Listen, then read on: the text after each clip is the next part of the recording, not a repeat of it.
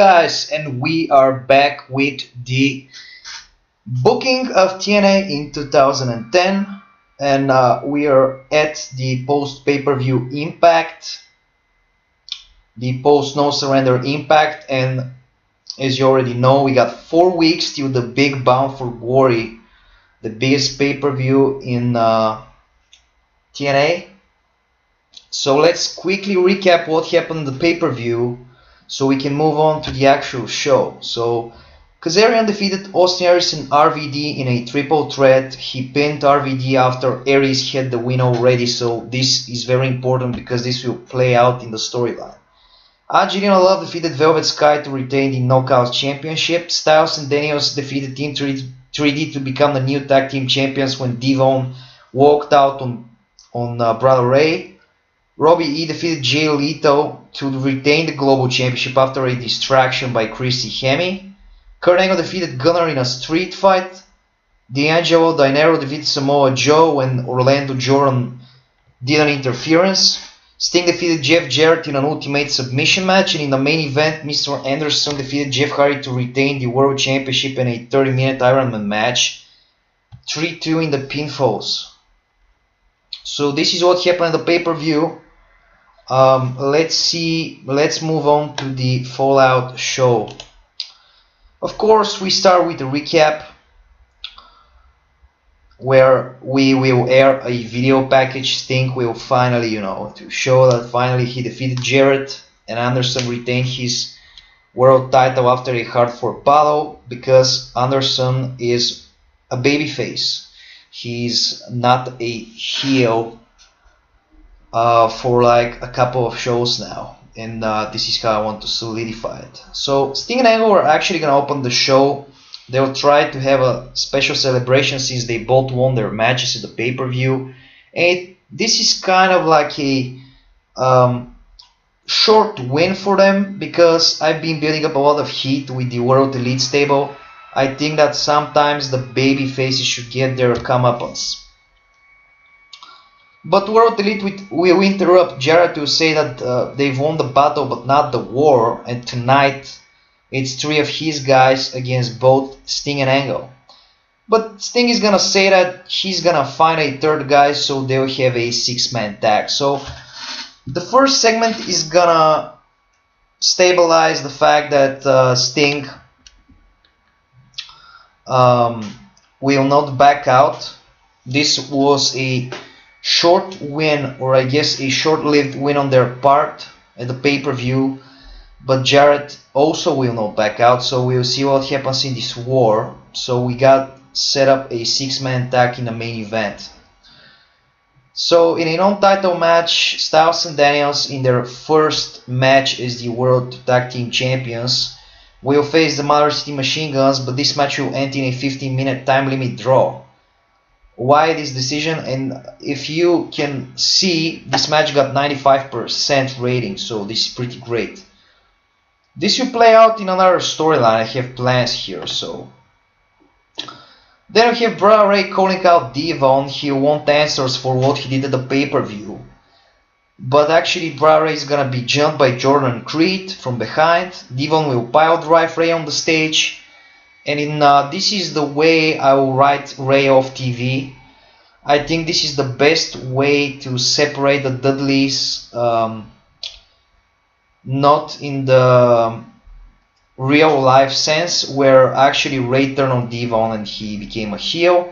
In my world where I'm booking TNA, Devon will turn, and the point here is for Devon to align with the congregation and become a member of the congregation. So Jordan and Creed are gonna help him, and they're gonna assault Ray, and Ray's pretty much gonna be out for a few months, I guess. So this is how we're gonna write Brother Ray off TV, and Devon is gonna continue to run with the stable. So the congregation right now will consist of Dinero, Jordan, Creed, and Devon. So Dinero's attempts at bringing Devon to his group actually succeeded. The next thing on the show, we're gonna have Gail Kim beating Tara in her return match. So Gail Kim is officially back in TNA. she was fired by WWE, so I picked her up. Then we're gonna have a backstage segment where Sting will try to talk with Anderson about being their partner, because at the beginning of the show we got Jarrett challenging Sting and Angle to a 6-man tag, so Sting has to find a new partner. Anderson will say that he'll consider it. Then in the locker room, Flair will give Lito a pep talk. He'll try to motivate him because Lito was feeling down after losing to Robbie E at the pay-per-view. Then we have Lito beating Brian Kendrick via Lito injection, but then he'll get immediately jumped from behind by Robbie E, so their feud will continue. Then in a non-title match, Kazarian will defeat Shannon Moore, but he'll quickly back out when Aries will do a run-in. Aries will pick up the microphone. He'll claim that he was never pinned in the three-way, and this is why I told you guys that it's very important this will play into the storyline, because since Aries got inserted in the X Division stuff, he was never beaten, or actually Aries is never beaten in a singles match.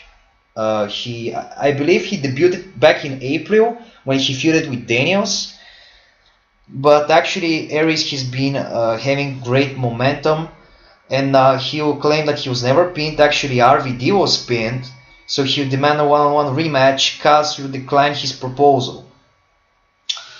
But I think it's pretty obvious, guys, that they'll face it Bound for Glory. This is, this is the kind of slow burn angle I like to do. I don't like to announce the matches on the Fallout show. We got, besides this show, we got 3 more weeks to build the Bound for Glory show. So then we have a backstage segment where Magnus will talk with Douglas Williams. He'll convince him to return to his roots, to the British invasion. As you already know, after Douglas Williams was kicked out of World Elite along with Sheikh Abdul Bashir, they're kind of teaming up in the last few weeks out of, I guess, pure solidarity. But I don't really see any potential in this team, and I don't really care about Bashir. He did his job. The point of Bashir was to bring back the stable. I don't really have much interest in Bashir, so I think I will use the next 2 weeks to kind of write him off TV, and probably I will release him. I don't really see any... I don't have really great creative direction. He was constantly on the show for the past few months, and he was involved with the World Elite storyline, so then Morgan and Tomko are going to pick up the win over Douglas Williams and Bashir, who are on a losing streak, I guess. And actually the finish is gonna come when Williams will leave Bashir in the ring, so I guess Magnus got in his head. So my idea here is to bring back Douglas Williams to the British invasion and run the stable as 3 guys again: Magnus, Williams, and Rob Terry. Anderson will come out to celebrate his win over Hardy and address Sting's proposal. But actually Anderson is gonna get jumped by the congregation along with D'Angelo Dinero. They'll do a huge beatdown, and Pope will stand tall, and he'll throw insults at him, and he'll stand tall with the World Heavyweight title. So this is kind of a weird way, I guess, since earlier in the show members of the congregation already were dealing with Brother Ray, and they kind of, they took him out, but this was a way to write off Brother Ray from TV. This is actually a way to set up Dinero as one of the next contenders. But this is not gonna be, this is not gonna be in the traditional sense. The congregation attacks Anderson. He's just gonna receive a title shot. You're gonna see this will get a good build-up for the next following weeks. This is just the angle to kind of set up the Pope as some sort of a contender. Because since he made his faction, he was involved in some random matches, some random interviews. They really had no direction.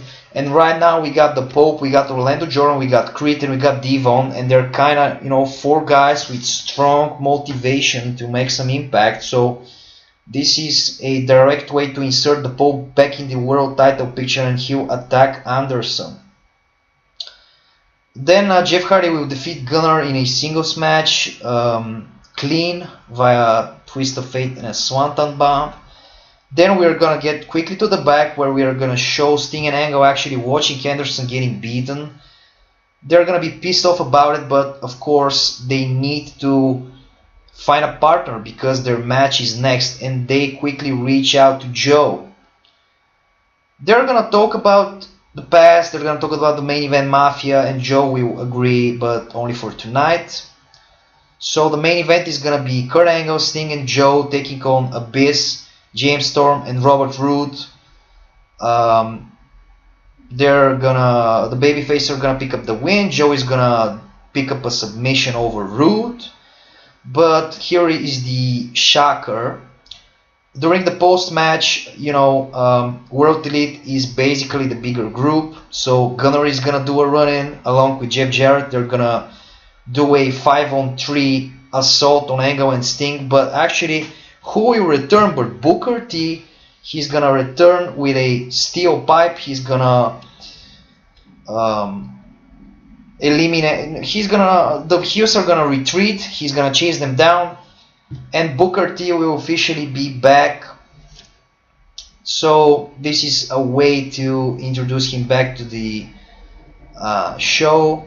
So as you guys can already see, we got the World Elite stable that is consisting of Abyss, Gunner, Jarrett, and Beer Money, and on the other side we pretty much are building up an opposition from the same caliber, since it was just Sting and Angle for the past following months. But I guess Joe is gonna be added to the mix after Joe I guess concluded. Joe actually lost to Dinero the pay-per-view, but I have already told you guys I don't have plans for this feud to go on any longer. This was just something for the Pope to do to gain some momentum before him attacking Anderson.